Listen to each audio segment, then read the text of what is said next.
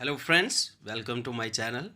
This is the lecture number 2 of Environment and Ecology lecture series। और अगर इससे पहले आपने लेक्चर नंबर 1 नहीं देखा है तो प्लीज़ लेक्चर नंबर 1 देख लें। उसमें हमने डिस्कस किया था what is environment, what is ecology and what is ecosystem. Today we are going to discuss function of ecosystem and flow of energy जो होती है वो कैसे होती है। उसमें हम पढ़ेंगे ट्रॉपिकल लेवल्स, फिर हम पढ़ेंगे फूड चेन और फूड वेब। ये आज के जो टॉपिक हैं हमारे कौन कौन से, ये हम डिस्कस कर चुके हैं concept of ecosystem first lecture में। आज हमारा जो रहेगा लेक्चर वो है flow of energy, function of ecosystem. Flow of energy और फंक्शन ऑफ इकोसिस्टम में ये होता है कि उसमें ये है कि फंक्शन क्या है इकोसिस्टम का। इकोसिस्टम फंक्शन है, एक तो फूड चेन का फंक्शन है, एक फूड वेब का है, एक है इकोलॉजिकल पिरामिड्स। तो आज हम सिर्फ डिस्कस करेंगे फूड चेन, फूड वेब और ट्रॉपिकल लेवल। ट्रॉपिकल लेवल जो है tropical levels, what is tropics, what is tropical levels, और इसमें ऑटोट्रॉप्स, हीटेरोट्रॉप्स। तो let us discuss tropical levels. Tropical level interaction होता क्या है ये बेसिकली पता होना चाहिए। ये है फंक्शन ऑफ इकोसिस्टम में आता है कि ट्रॉपिकल लेवल, ट्रॉपिक लेवल जो है इंट्रैक्शन होता क्या। Tropical level interaction deals with how the member of an ecosystem are connected based on nutritional needs. कैसे जो है खाना जो है खाने की बेसिस पे जो है वो हम इसको क्लासिफाई करेंगे। पहला जो आता है इसमें ट्रॉपिक लेवल्स मतलब क्या होगा। ट्रॉफी मतलब हो गया, ट्रॉफी मीन्स नॉरिशमेंट, नॉरिश मतलब हो गया खाना जो है कैसे कैसे चलता है। ओके, नेक्स्ट हमारे पास आ गया ऑटोट्रॉप्स। ट्रॉपिकल लेवल जो हो गया, फर्स्ट आ गया ऑटोट्रॉप्स, फिर आ गया हेटेरोट्रॉप्स, फिर आ गया हेटेरोट्रॉप्स, हीटेरोट्रॉप, हीटेरोट्रॉप्स। ऑटोट्रॉप जो होते हैं वो ग्रीन प्लांट्स होते हैं, जहाँ से हमें जिनको प्रोड्यूसर भी बोलते हैं। ऑटोट्रॉप किसको बोलते हैं, ग्रीन प्लांट्स को, जो भी प्रोड्यूसर होते हैं। उसके बाद आते हैं, इनको कौन खाता है, हार्बीवोर्स। प्लांट को खाने वाले जानवर को क्या बोलते हैं, हार्बीवोर्स। ठीक है, इनको प्राइमरी कंज्यूमर भी बोलते हैं। फिर आपका आ गया ग्रीन प्लांट्स को कौन खाएगा, हार्बीवोर्स।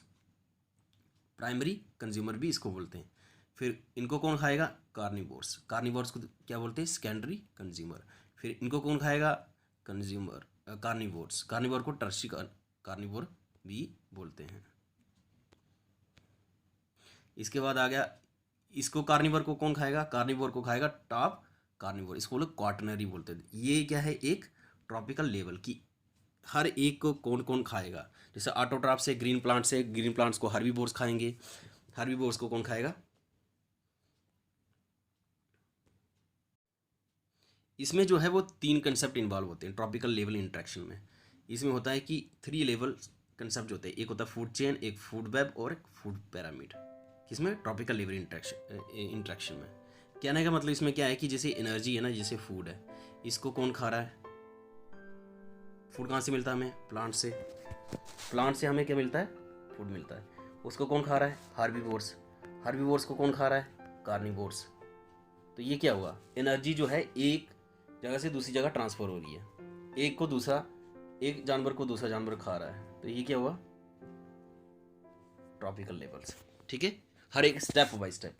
ये स्टेप 1 आया, ये स्टेप 2 आया, ये स्टेप 3 आया। तो हर एक स्टेप पे खाने वाला बैठा हुआ है, समझ गए। तो इसको बोलते हैं ट्रॉपिकल लेवल। अब हम देखेंगे कि फूड चेन क्या होता है, फूड वेब क्या होता है, उसके बारे में डिस्कस करते हैं। तो let us start food chain. Food chain जो है सिंपल है, इसमें कोई बड़ा फंडा नहीं है।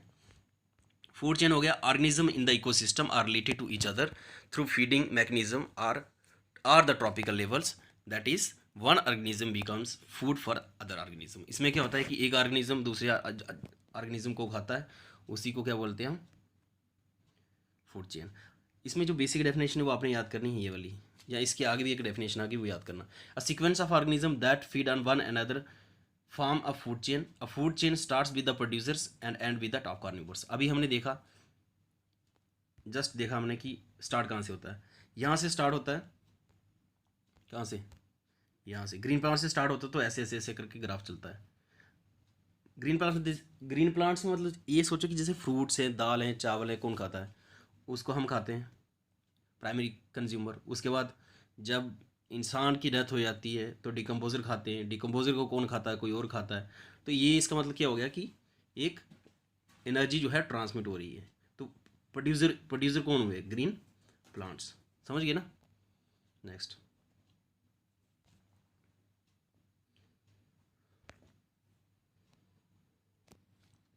इसमें हम देख लेते हैं कि डेफिनेशन जो याद करनी है आपने, वो याद करनी है ये वाली डेफिनेशन, ठीक है, जो एग्जाम में आती है। और टिक इसी पे करना है कि फूड चेन एक्चुअल में क्या होता है। Food chain is a graphical representation of energy flow based on feeding pattern of living organism. तो इससे क्या बोलेंगे कि फूड चेन क्या होगा? एक ग्राफिकल रिप्रेजेंटेशन है, जैसे आप देख रहे हैं ये वाली। इसमें ये देखो आपकी स्क्रीन पे जो है, प्रोड्यूसर को कौन खा रहा है? कंज्यूमर। कंज्यूमर को कौन खा रहा है? डिकम्पोजर। प्रोड्यूसर को क्या बोलेंगे? ऑटोट्रॉप्स। कंज्यूमर को क्या बोलेंगे? हेटेरोट्रॉप्स। ऑटोट्रॉप्स होते हैं जो खाना खुद बनाते हैं, जैसे प्लांट से वो अपना खाना खुद बनाते हैं, तो ऑटोट्रॉप्स होते हैं, उनको बोला जाता है। हेटेरोट्रॉप्स होते हैं दूसरे पे डिपेंडेंट रहते हैं। तो हम किस पे डिपेंडेंट है? प्रोड्यूसर पे। प्रोड्यूसर पे डिपेंडेंट हम क्या बोलेंगे? Heterotrophs which are dependent upon others. और फिर आ गया डिकम्पोजर। डिकम्पोजर क्या? बैक्टीरिया, फंजा है, या फंगी बोलते हैं जिसको, ठीक है। तो ये क्या आ गया? ये ग्राफिकल रिप्रेजेंटेशन है। इसको क्या बोलेंगे? Food chain. फूड चेन में हो क्या रहा है? Energy flow. देखो, प्रोड्यूसर से एनर्जी फ्लो हो रही है कंज्यूमर पे, कंज्यूमर से डिकम्पोजर पे, हो क्या रहा है? एनर्जी फ्लो हो रही है। ये क्या है? एक इकोसिस्टम है। इकोसिस्टम है, फंक्शन ऑफ इकोसिस्टम।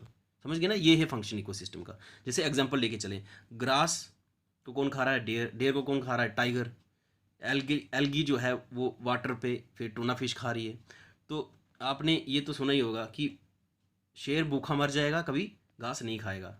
समझ गए ना? तो एक फूड चेन है, ये एक सीक्वेंस है, और ये यूनी डायरेक्शनल है। ये आपने याद रखना है कि फूड चेन जो होता है वो यूनी डायरेक्शनल होता है। ये ऑब्जेक्टिव के लिए याद करना है।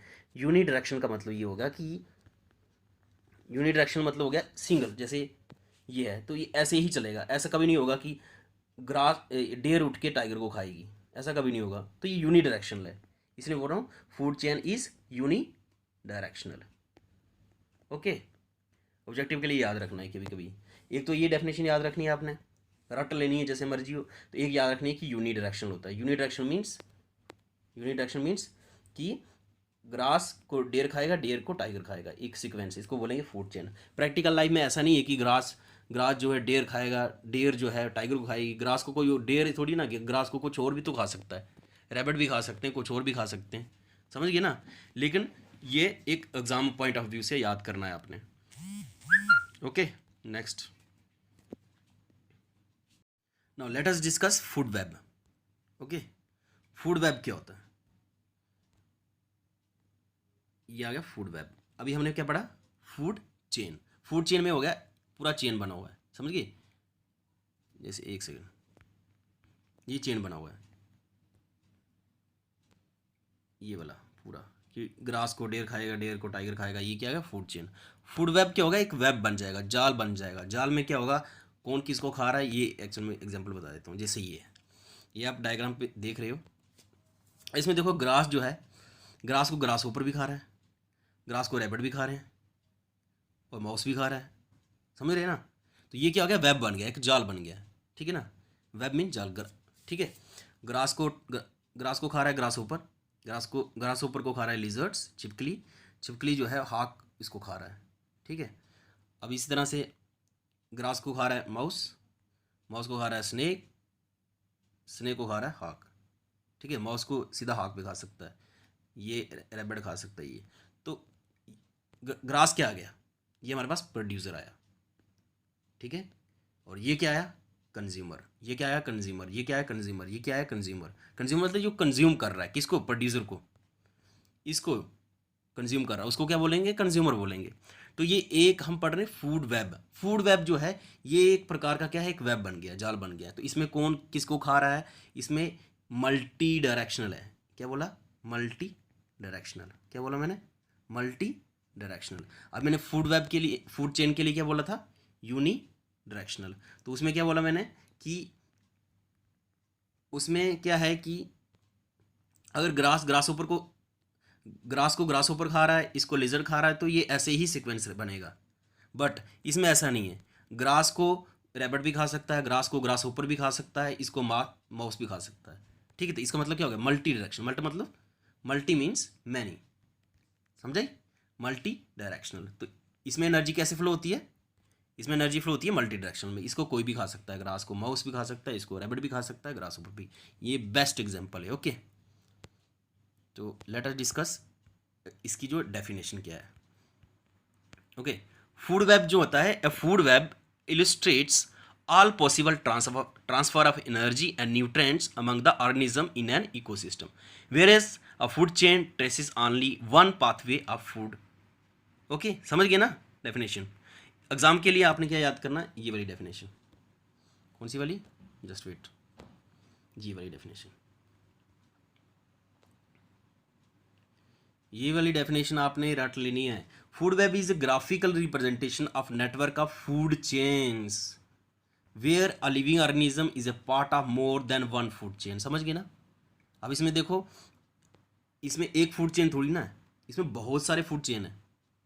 ये देखो फूड चेन, इसमें देख, इसमें ये खा रहा है, इसको ये खा रहा है, इसको ये खा रहा है, इसको ये खा रहा है, ये खा रहा है, ये तो कितने फूड चेन हो गए। एक तो फूड चेन ये हो गया, एक फूड चेन ये हो गया, एक फूड चेन ये हो गया, एक फूड चेन ये हो गया, तो 4 फूड चेन बढ़ रहे हैं। समझ गए ना। इसका मतलब ये हुआ कि जो फूड वेब होता है, फूड वेब में मोर देन वन जो है, ये जो लिखा है कि food web is a graphical representation network of food chains where living organism is a part of more than one food chain. More than one food chain देखना ना अभी आपने, बस पहुंच गए आप, सही सही लाइन पे हो। तो फूड वेब इसी को बोलते हैं। ओके, दूसरा पॉइंट जो आपने याद रखना है कि फूड वेब में होता क्या है। It is a representation of multi directional energy flow that is non linear. Multi direction energy flow है, समझ गए ना। मल्टी डायरेक्शन कैसे, ये मल्टी डायरेक्शन तो ही एनर्जी कैसे ट्रांसफर हो रही है। ये देखो, यहाँ से एनर्जी इधर ट्रांसफर हो रही है, इधर से इधर ट्रांसफर हो रही है, इधर से इधर ट्रांसफर हो रही है, इधर से इधर, इधर से इधर। ये क्या हुआ, एनर्जी फ्लो हो रही है मल्टी डायरेक्शन में, नॉन लीनियर नहीं है। नॉन लीनियर ही है, लीनियर नहीं है। ओके, अगर ये वाला है तो इसमें इसको क्या बोलेंगे हम, इसको हम बोलेंगे लीनियर। ये लीनियर है, यहाँ तो इसको बोलेंगे यूनी डायरेक्शन या फिर बोलेंगे लीनियर। लीनियर मतलब होगा एक ही लाइन में, समझ गए, सेम। इसको ये खा रहा है, ये वाला, ये लीनियर आ गया, तो इसको बोलेंगे फूड चेन जो है, एक तो यूनी डायरेक्शनल है, लीनियर है। और अब फूड कंपैरिजन बता रहा हूँ, अब दोनों का कंपैरिजन क्या होगा। फूड वेब क्या है, फूड वेब में जो है more than one food chain आ जाएगा, ठीक है। दूसरी बात है मल्टी डायरेक्शनल है, जिसको बोलेंगे नॉन लीनियर। ओके, फिर आ गया complex food web with higher number of food chain have higher stability. जितना ज़्यादा कम्प्लेक्स फूड वेब होगा, जितने high number of food chain होंगे, उतनी ही हाई स्टेबिलिटी होती है, बिकॉज मैनी अल्टरनेटिव ऑप्शन मिल जाते हैं। जितना ज़्यादा, जैसे यही एग्जांपल है, इसमें क्या है, जितने ज़्यादा जो है फूड चेन होंगे, उतनी ज़्यादा कम्प्लेक्सिटी रहेगी, उतनी ज़्यादा स्टेबिलिटी रहेगी। जितने ज़्यादा ग्रास ऊपर रहेंगे, उतने ज़्यादा, जितना ज़्यादा ग्रास होगा वहाँ उतने ज़्यादा ग्रास ऊपर, उतनी ज़्यादा रैबिट, उतनी ज़्यादा माउस, समझ गए ना।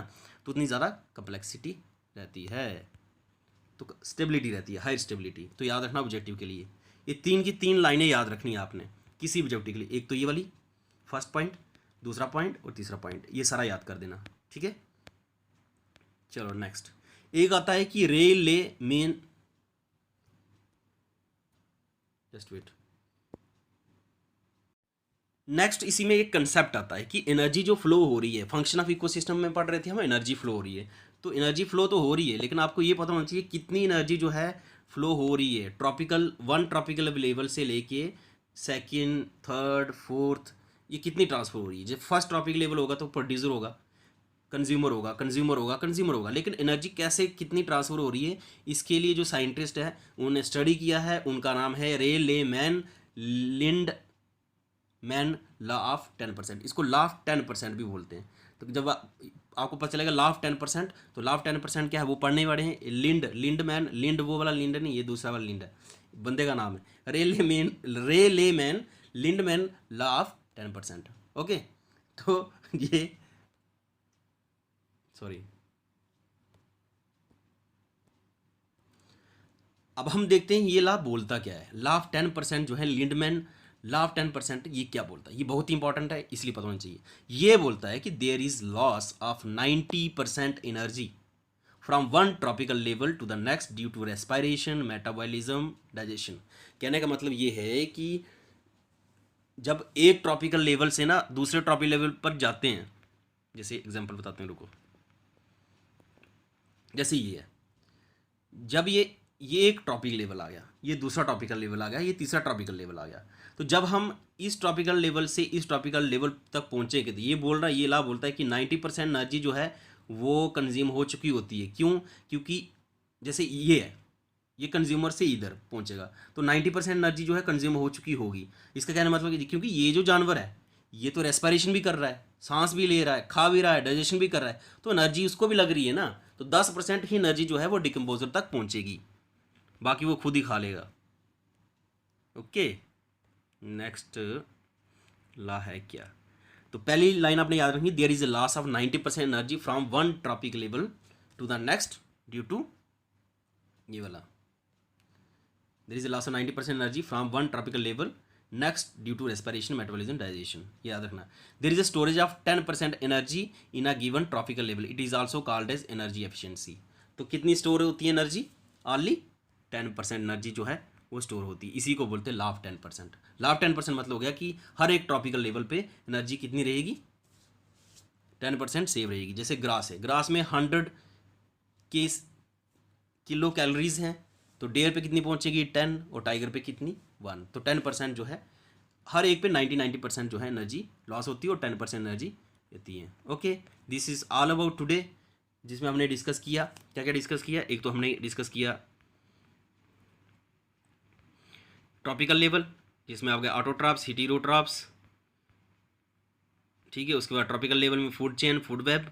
अब कल जो नेक्स्ट लेक्चर आएगा वो है इकोलॉजिकल पिरामिड पढ़ेंगे और साथ में कुछ और कंसेप्ट पढ़ेंगे। ओके, ये था आज के लिए। इसमें एक कंसेप्ट और पढ़ लेते हैं जो इसी के रिलेटेड है, वो है इकोटोन। ये डेफिनेशन यूपीएससी में आती है और स्टेट एग्जाम में आती है, तो इसलिए इंपॉर्टेंट है ये। What is ecotone? मैंने लिखा है सम कंसेप्ट ऑफ द इकोसिस्टम। ये अलग से कंसेप्ट है तो ये पता होना चाहिए कि इकोटोन होता क्या। इकोटोन मतलब हो गया, ecotone is a zone of junction between two or more diverse ecosystem. जब एक से ज़्यादा इकोसिस्टम हो तो उसमें zone of transition between two habitat और इकोसिस्टम। एग्जांपल कैसे ले चले? For example mangrove forest represent an ecotone between the marine and terrestrial ecosystem. ठीक है, जैसे ग्रासलैंड है, ग्रास कहाँ उगते हैं? ग्रास वहाँ उगते हैं जहाँ पे फॉरेस्ट और डेजर्ट के बीच में ग्रासलैंड उगते हैं। ओके, इसको एक एग्जांपल लेके चलते हैं। ये देखो,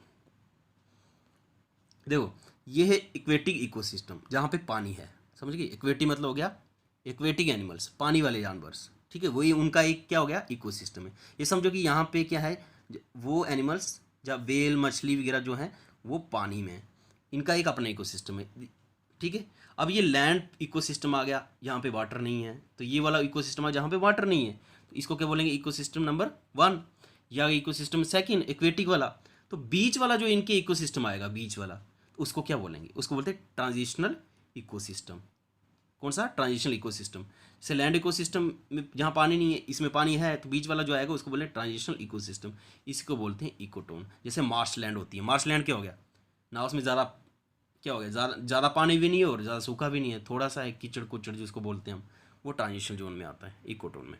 अब इसमें होता क्या है, मेन जो है इसमें करेक्टरिस्टिक अब यार ने कि इसमें सबसे ज़्यादा स्पीसी रिचनेस दिखती है हमें, जो एग्जाम पॉइंट ऑफ व्यू याद करना है कि स्पीसी रिचनेस ज़्यादा होती है। इट मे बी नैरो और क्वाइट वाइड, छोटा भी हो सकता है, बड़ा भी हो सकता है। It has the condition intermediate to the adjacent ecosystem, it is the tension of zone. Okay, main इसमें एक और चीज़ याद रखनी है आपने, वो याद करनी है ये वाली डेफिनेशन, ठीक है, ये रट लेनी है जैसे मर्जी होता। कौन सी वाली? ये वाली definition. Ecotone is a zone of junction between two or more diverse ecosystem. समझा गई? तो this is all about today, see you in the next lecture. Thank you so much. Kindly share, subscribe, like और चैनल। Thank you.